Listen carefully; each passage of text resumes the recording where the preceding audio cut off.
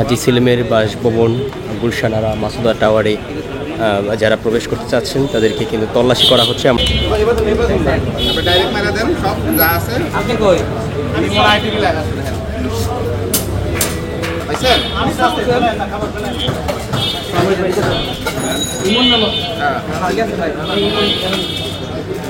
দুপুরে খাইছেন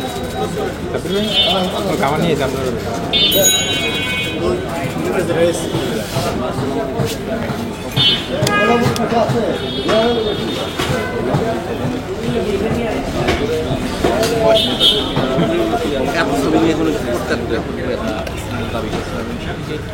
হাজী সেলিমের বাসভবন গুলশানারা মাসুদা টাওয়ারে যারা প্রবেশ করতে চাচ্ছেন তাদেরকে কিন্তু তল্লাশি করা হচ্ছে। বান্ডেল থাকলে প্রতি সেনমানিতে টাকা বাঁচবে।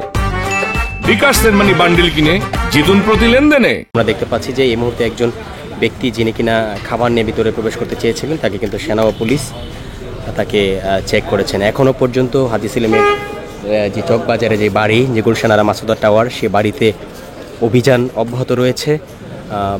12টার কিছুটা পর থেকেই এখানে অভিযান শুরু হয়েছিল, সেটি এখনও পর্যন্ত অব্যাহত রয়েছে। এখনও পর্যন্ত আমরা কোনো ফলাফল পাইনি, তবে অভিযান যে কারণে পরিচালনা করা হচ্ছে, যে তথ্য আমরা ইতিমধ্যে পেয়েছি সেটি হচ্ছে হাজী সেলিমের এই গুলশানারা মাসুদা টাওয়ারের যে আন্ডারগ্রাউন্ড রয়েছে সেই আন্ডারগ্রাউন্ডে বেশ কিছু নামি দামি ব্র্যান্ডের গাড়ির সন্ধান মিলেছে।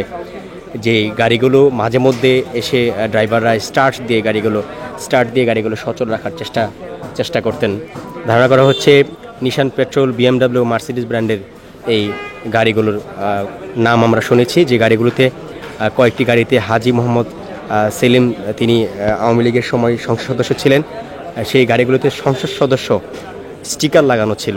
এই মুহূর্তে আমরা যে চিত্রটি দেখতে পেয়েছি যে এই হাজী সেলিমের গুলশানারা মাসুদা টাওয়ার, যেটি চকবাজারে যে বাড়িটির অবস্থান, সেই বাড়িতে যে বা যারাই প্রবেশ করতে চাচ্ছেন তাদেরকে কঠোর তল্লাশির আওতায় আনা হচ্ছে, সেই দৃশ্য কিন্তু আমরা দেখেছি।